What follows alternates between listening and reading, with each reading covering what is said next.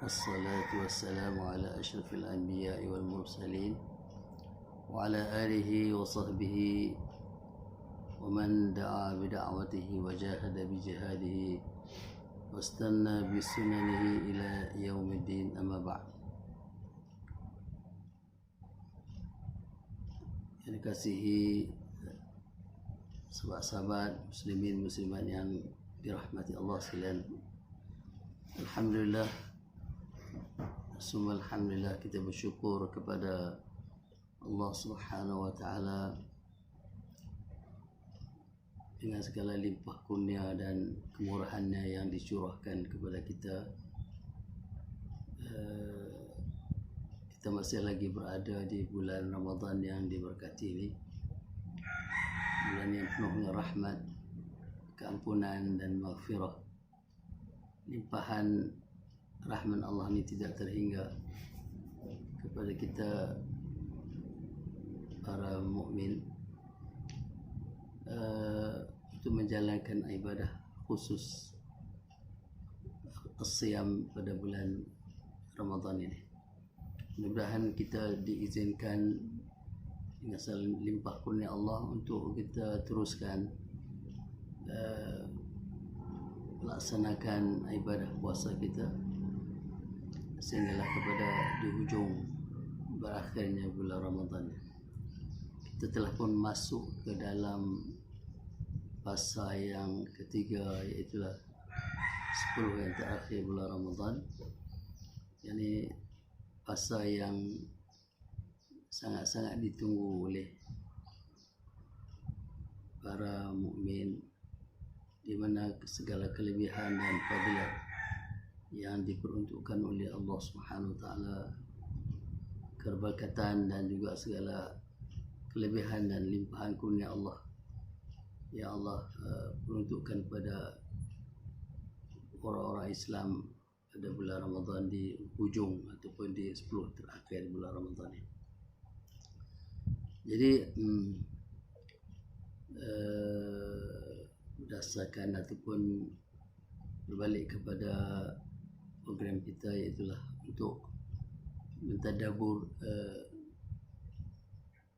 ayat-ayat suci Al-Quran Al-Karim dalam surah Ar-Rahman. Itu surah yang dipilih oleh program ini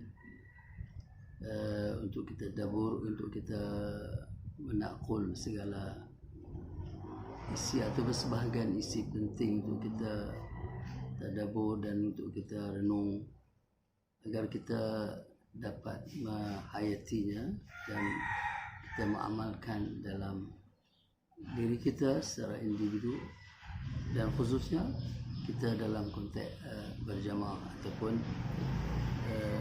cara berkumpulan ataupun dalam kelompok. Surah Ar-Rahman itulah salah satu surah Makkiyah di dalam Al-Quran, surah yang ke-55 yang mempunyai ayat sebanyak 87 ayat, 78 ayat, ya, di mana kita lihat surah Ar-Rahman ini, dia punya bentuk dan cirinya semacam jugalah dengan kebanyakan surah-surah Al-Makkiyah yang ditanzilkan oleh Allah SWT kepada Rasul kita Muhammad SAW,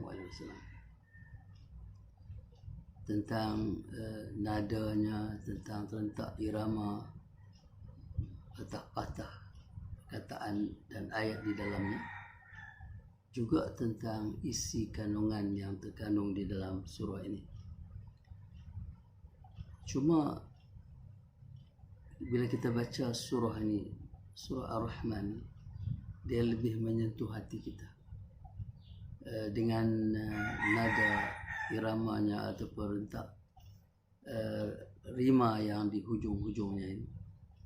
Bila kita baca dengan penuh tadabbur dan khusyuk, apatah lagi kalau kita dapat merenung makna-makna yang terdapat di dalamnya, kita dapat menyelam isi kandungannya, lebih mendatangkan keinsafan Tapi meletakkan diri ini kita cukup kerdil di depan kebesaran dan keagungan Allah Subhanahu Wa Taala. Allah pun meletak nama ataupun memberi nama surah ini, ataupun Rasulullah meletakkan nama ini Ar-Rahman, satu sifat agung Allah Subhanahu Wa Taala yang utama.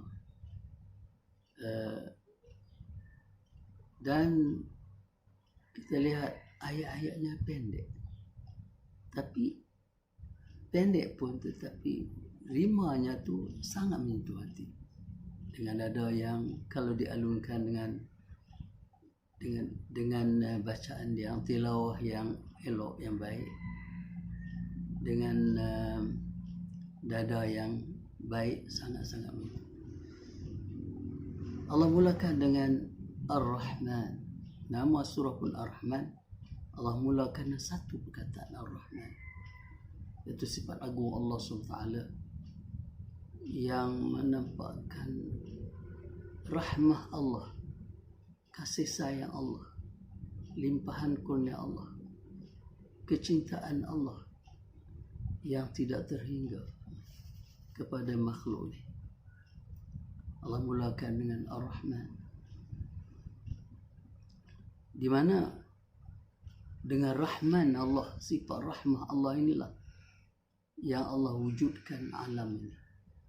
Allah wujudkan manusia di atas muka bumi ini, hidup di atas muka bumi ini, menikmati kehidupan di sini, menjalankan kehidupan di sini dalam waktu yang tertentu, dalam ajal yang tertentu, waktu yang tertentu. Allah tempatkan di sini. Ini semua ada dengan rahmah Allah, kasih sayang Allah. Dan ternyata rahmah Allah ini Allah ungkapkan dalam ayat yang pertama dengan satu perkataan saja. Allah tak katakan Ana Rahman, Huwa Rahman, tapi Ar-Rahman mencangkui makna yang tidak terhingga agung, menggambarkan segala apa yang Allah sebut di dalam keseluruhan ayat-ayat dalam surah ini merupakan adalah cetusan daripada rahmah Allah Subhanahu Wa Taala.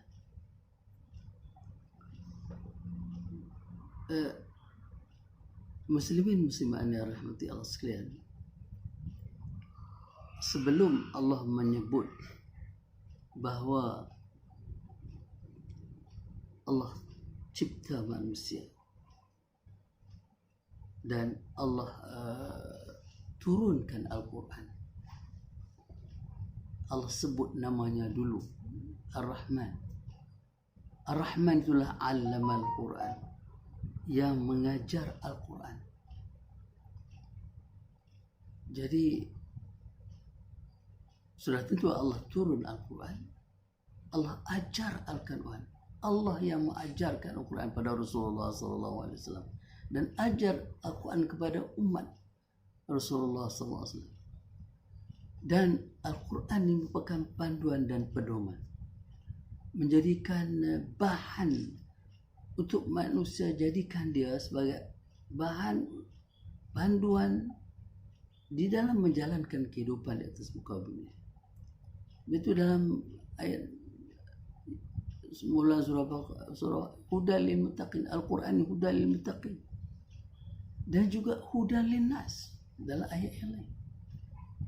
Maknanya Al-Quran bukan yang bahan ataupun ayat ataupun bekalan ataupun panduan yang diturunkan oleh Allah untuk dilaksanakan, untuk diamalkan oleh bukan sekadar hanya umat Islam, tetapi itulah umat itu hamba-hamba Allah yang tunduk kepada Allah, dapat diambil faedah panduan itu sekiranya kalau diambil oleh orang bukan Islam juga dalam konteks dalam menjalankan kehidupan.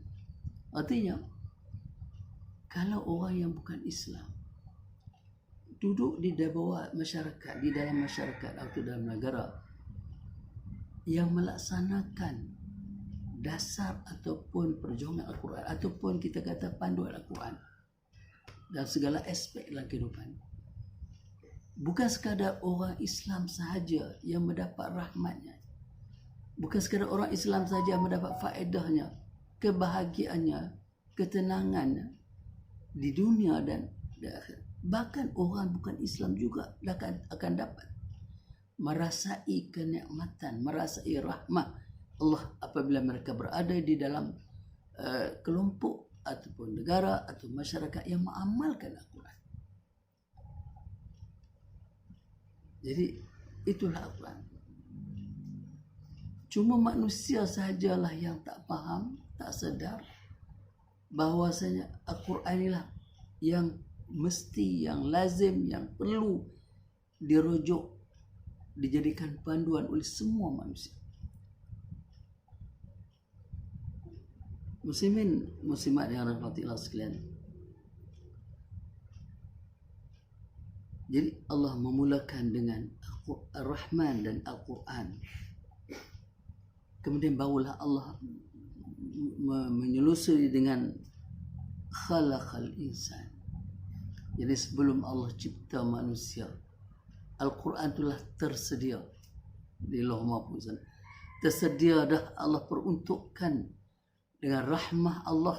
Allah yang bersifat rahmah, yang Allah tu Ar-Rahman, maka sifat Rahman tu adalah sifat rahmah, telah memperuntukkan, siapkan dah awal-awal lagi sebelum manusia ni diwujudkan oleh Allah, dicipta oleh Allah di atas muka bumi. Apabila turun saja manusia, apabila dicipta oleh Allah, Allah mencipta manusia di atas muka bumi ini,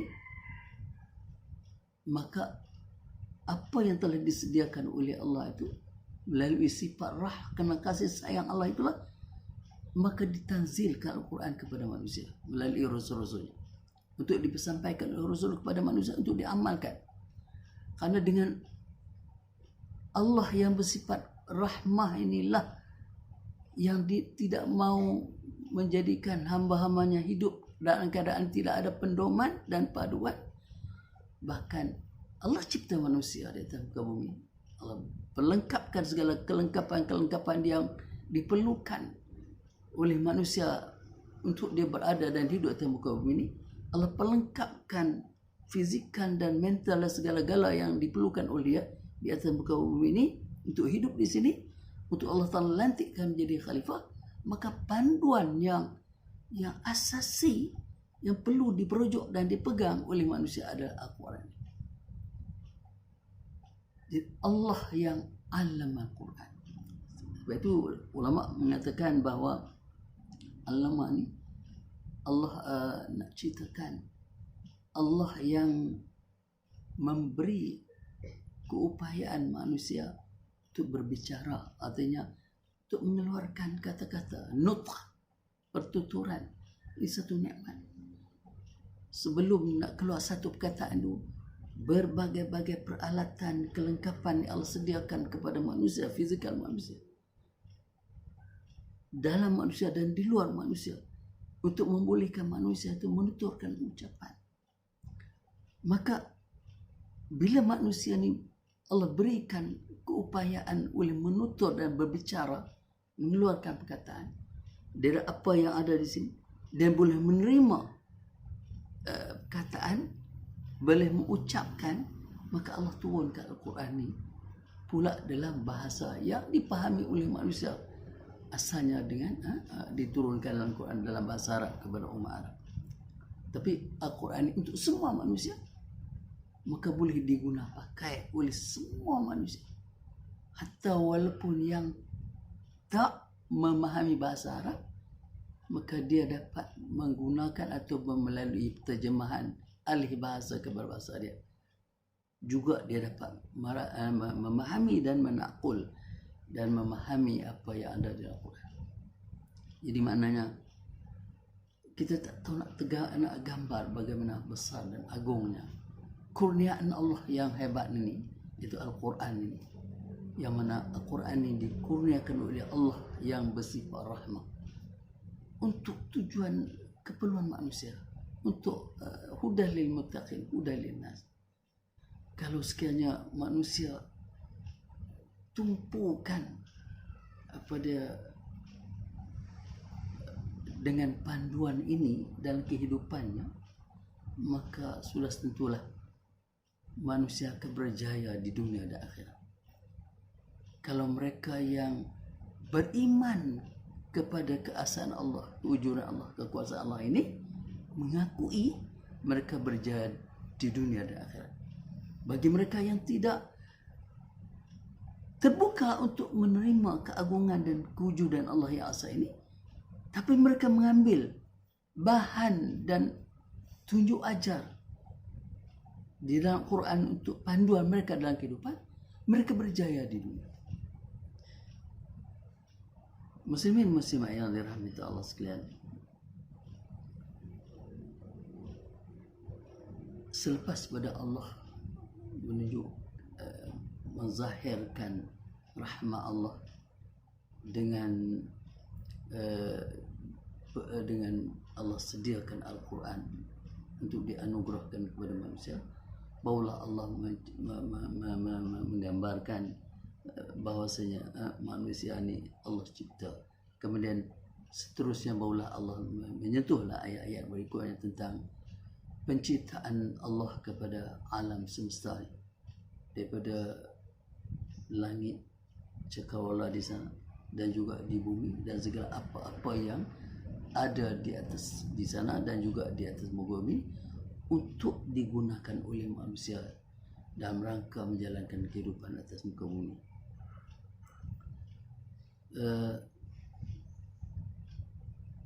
Muslimin muslimat yang rahmati Allah sekalian, Allah menyebut bahawa Allah mencipta segala apa yang ada di alam buana ini, matahari, bulan, bintang, semuanya dengan bihusban, mana dengan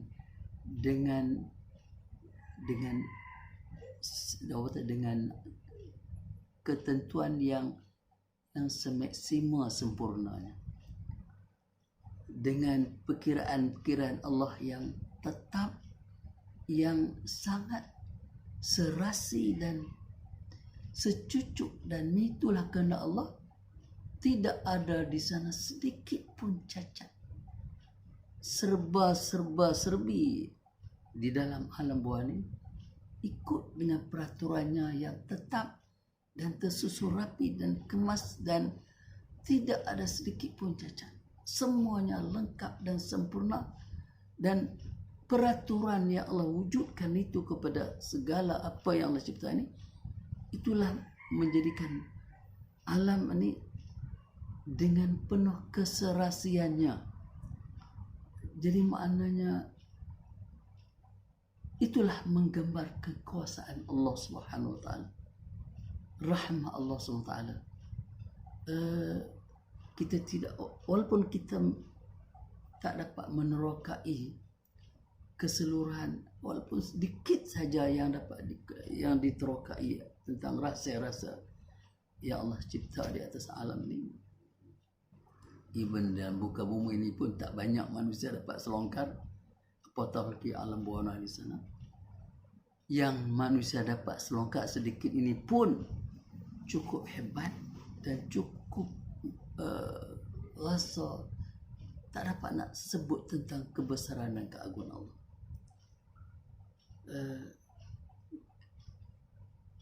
Allah hanya gambarkan sebegitu rupa untuk manusia berfikir dan menyelongkar mengkaji rahsia-rahsia ciptaan Allah ni. Dan bila kita renung dan fikir tentang kebesaran Allah dengan rahmatnya mencipta alam bawah, mencipta manusia di atas muka bumi, dilengkapkan muka bumi ini dengan segala yang diperlukan oleh manusia, sudah tentulah kita manusia yang kerdil ni, yang mahu berfikir, wa fi anfusikum afala tubsirun, dan banyak lagi ayat-ayat mengajak manusia itu merenung dan memikirkan mengkaji dan mentadabur supaya dapat rahsia ini. Akhirnya manusia akan dapat bahawa mustahil alam yang begitu sempurna, yang begitu luas, bumi yang begitu tersusun dan segala apa macam yang di dalamnya, mustahil benda ini, perkara ini berlaku dengan begitu sahaja. Bahkan ianya sudah tentulah ditadbirkan oleh Allah yang Maha Perkasa, Allah Maha Bijaksana, Allah Maha Pemurah, Allah yang Maha Penyayang. Maka sebab itu Allah ulang-ulangkan sampai kata 31 kali. 31 kali Allah ulang-ulangkan ayat yang sama, iaitulah fabi'ai ala'i rabbikuma tukadziban. Wahai jin dan manusia. Ayat di sini ditulis jin dan manusia. Fabi'ai ala'i rabbikuma tukadziban. Maka dengan apakah nikmat-nikmat Allah yang Allah kurnia pada kamu wahai jin dan manusia, yang memboleh kamu mendustai, menidak. Artinya sini macam cabaran. Kalau manusia angkuh, tak mau mengakui kewujudan, kebesaran dan keagungan serta rahmat Allah di atas muka bumi ini, Allah bentangkan berbagai-bagai fenomena alam yang ada di alam bawah sana juga di atas muka bumi ini, untuk manusia fikir dan renung dengan otak dan akal yang Allah kurnia kepada manusia ini. Kalau diikut merenung dan melihat dan mengkaji apa yang Allah sebut itu, sudah tentulah akan dapat satu natijah bahawa manusia itu adalah manusia yang kerdil ciptaan Allah, yang selayak dan sepatutnya sewajibnya tunduk kepada Allah Subhanahu Wa Taala, patuh kepada Allah Subhanahu Wa Taala, terikat dengan peraturan Allah. Apatah lagi selepas pada ayat-ayat mula ini Allah tunjukkan tentang segala kesempurnaan dan ciptaan Allah, segala rahmat Allah yang Allah kurnia kepada manusia, makhluk di sini, jin dan manusia ini bukanlah sifatnya berkekalan di sini, bahkan nak bawa manusia kesudahannya bukan di sini tempatnya. Walaupun di sini segala kebahagiaan, keseronokan dan kebahagiaan, tapi bukan di sini tempatnya. Allah tak nak di sini. Allah tak nakkan manusia berkekalan di sini. Allah nak sementara saja, nak akhirnya kesemuanya nak bawa balik ke sana, alam yang satu lagi. Maka di sanalah dijanjikan oleh Allah dengan syurga, jannatan, dua syurga, dua kali disebut, dua syurga. Dikatakan ada yang ulama menafsirkan waliman khafa maqama rabbih jannatan, bagi mereka yang khafa, takut akan kedudukan Tuhannya, jannat Allah peruntukkan dua syurga. Ada ditafsirkan ni dan macam surah Al-Waqiah, ini bagi orang muqarrabun. Yang jannatan yang dalam ayat yang berikut lepas pada itu dikatakan bagi orang yang ashabul yamin. Jadi bila manusia ni mau tunduk kepada Allah, akur dengan arahan dan perintah Allah, tunduk kepada peraturan-peraturan yang Allah kurniakan kepada mereka melalui Al-Quran yang tanzilkan itu, patuh, akui Allah, akulah kebesaran keagungan Allah, rahmat Allah kepada mereka. Dalam keupayaan mereka, memang Allah taklif ini bukan perkara yang di luar keupayaan mereka, bahkan dalam keupayaan mereka.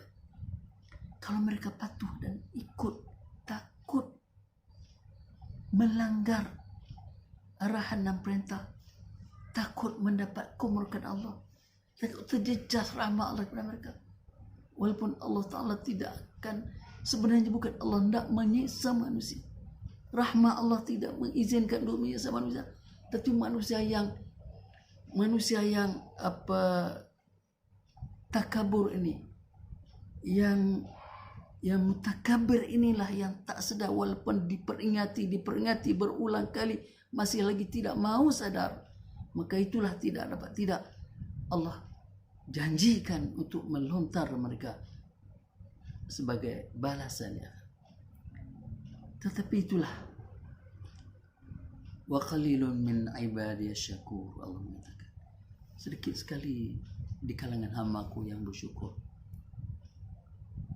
Kalaulah Allah nak mengambil balasan disebabkan oleh angkara manusia, maksiat manusia, keingkaran manusia, takabur manusia ni, boleh saja Allah mengambil tindakan dengan segera.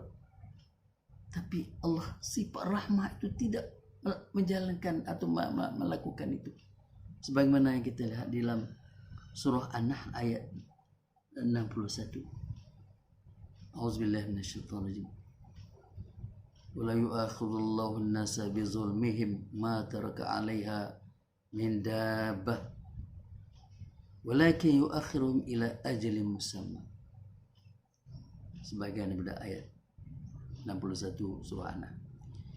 Kalaulah Allah nak mengambil balasan, nak bertindak kepada manusia disebabkan kezaliman mereka itu, disebabkan takabur mereka itu, ingkar mereka itu, bantah mereka itu, tak mau tunduk arahan perintah Allah untuk kebaikan mereka juga. Kalaulah ikut-ikutlah nak ambil tindakan disebabkan kezaliman itu, Allah tak akan tinggal pun sedikit pun, tak biar pun satu dabah, satu manusia pun yang merangkak di atas muka bumi ini. Bahkan Allah kan sepatutnya Allah bertindak membalas kepada mereka. Walaki yuakhiruhum ila ajalin, tapi Allah mentakhirkan, melengahkan, menangguhkan tindakan kepada ajalin, masa yang akan ditentukan di akhirat. Tak dapat tidak ada ingkar demi ingkar, peringatan mereka masih lagi. Tapi sebenarnya Allah dengan Rahman Ar-Rahim Allah ni, Allah nakkan, masya Allah, Allah nakkan manusia ni, hambanya yang dia sayangi, bahagia di sini, bahagia di sana. Muslimin muslimat ya Rabbal Allah sekalian. Bila kita ikut dan patuh arahan perintah Allah oleh panduan dan pedoman Allah dalam Al-Quran itu, ia merupakan keserasian secucuk kita dengan alam Allah cipta. Kalau Allah cipta manusia ni, alam dengan penuh kerasian, penuh insijam dalam bahasa Arab, maka apabila manusia yang Allah tempatkan di atas muka bumi hidup, mengecapi nikmat hidup di atas muka bumi, satu nikmat,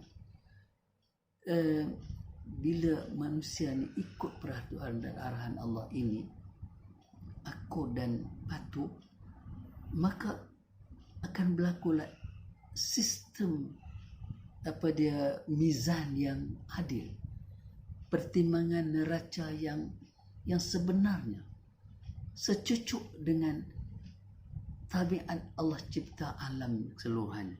Allah cipta alam ini dengan penuh keserasian, insijam, tidak kurang, tidak lebih, tepat macam tu lah. Miyah pel miyah. Kalau manusia ikut yang peraturan Allah yang Allah tanzilkan melalui Al-Quran itu, maka serasilah manusia, cocoklah. Dia tidak jadi makhluk asing, makhluk yang serasi dengan makhluk-makhluk lain.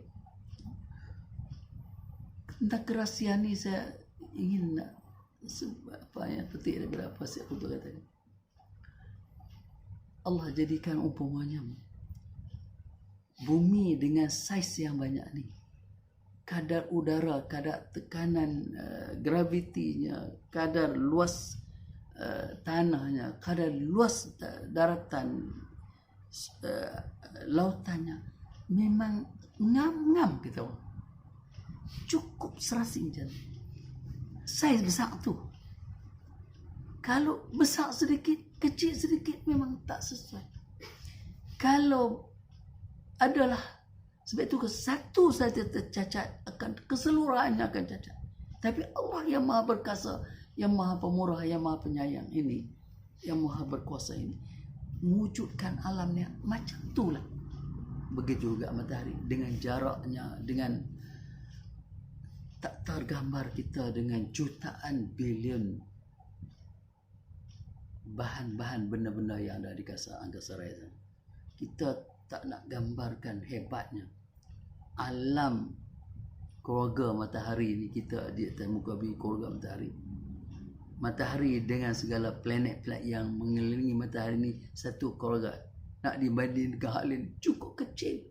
Itu pun tak tergambar, tak daya fikiran kita nak fikirkan kebesaran keagungan rasanya.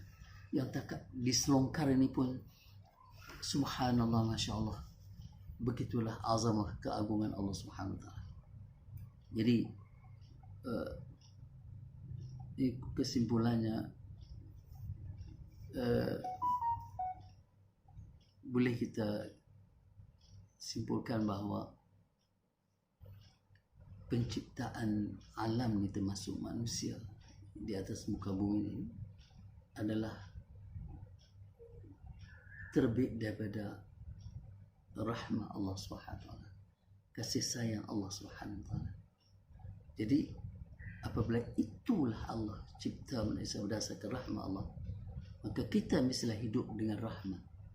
Rahmat sesama makhluk Allah, rahmat sesama manusia yang muslim, rahmat kepada yang bukan muslim.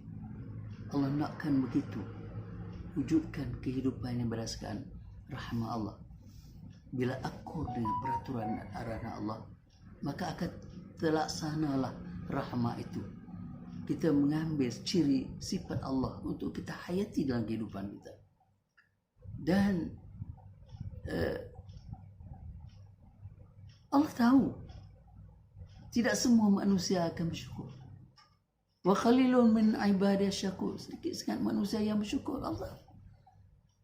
Dan malaikat pun tahu bahawa bila Allah Ta'ala berfirman kepada malaikat, iz qala rabbuka lil malaikati inni ja'ilun fil ardi khalifah, malaikat tergambar sebelum makhluk manusia itu adalah makhluk lain yang membuat kemusnahan, tumpah darah.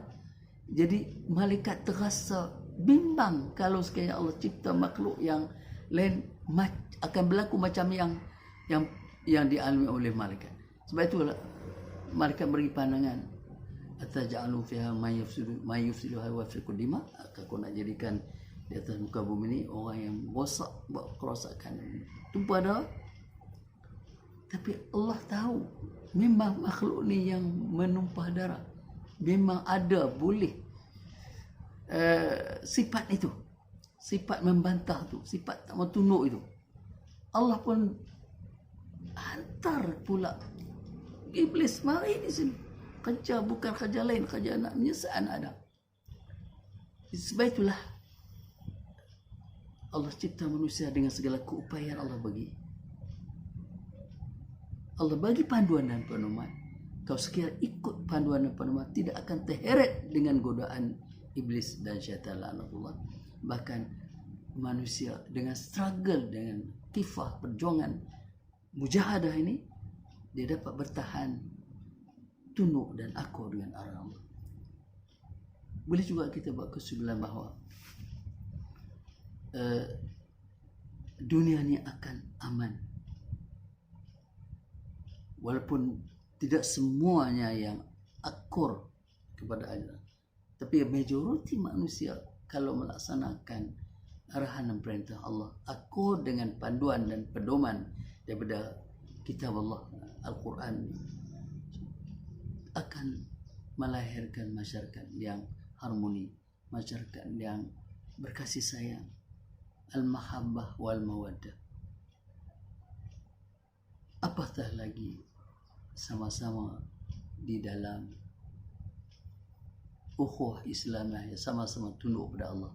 Bagi mereka yang sama-sama tunduk dan akur pada keagungan dan keesaan Allah, rahmat Allah, sudah tentulah akan terjalin ukhuwah fillah. Betul ayat ni, ayat-ayat surah Al-Rahman ni memang nak ajak manusia kembalilah balik kepada Allah. Kembalilah balik pada apa yang diajarkan, apa yang dipandukan oleh, yang diberi panduan dan pedoman oleh Allah Subhanahu Wa Taala. Tidak akan selamat kita di dunia ini. Memang adalah kelainan, ketidakserasian pemikiran sebagainya, tetapi apabila kita rojok kepada panduan dan arahan Allah, kita boleh leraikan benda-benda itu. Dan mudah-mudahanlah rahmani, rahsia dan juga kelebihan bulan Ramadan ni Allah kurnia pada Malaysia ni mengajak kita untuk kembali kepada Allah, kembali kepada Al-Quran, kitab rahmah, kitab panduan Allah, dan seterusnya kita dapat melaksanakan kehidupan yang penuh dengan kebahagiaan, keamanan, kerahmatan yang Allah janjikan itu. Semoga kita menjadi hamba Allah yang diridha oleh Allah dan kita meridha. Radhiyallahu anhum wa radu an. Zalika liman khasyya rabbah. Mudah-mudahan sedikit yang apa yang saya dapat sampaikan yang memang dapat terdapat kekurangan dan kelompongan di sana sini. Mudah-mudahan untuk panduan diri saya sendiri sebagai hamba Allah yang kerdil yang telah meniti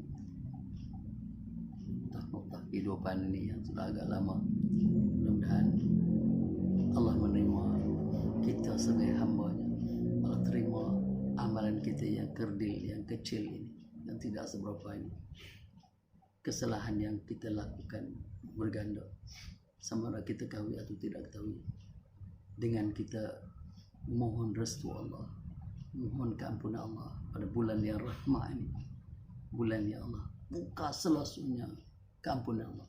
Mudah-mudahan Allah terima segala amalan kita dan kita dijemput oleh Allah dengan penuh radiyatan mardiyah.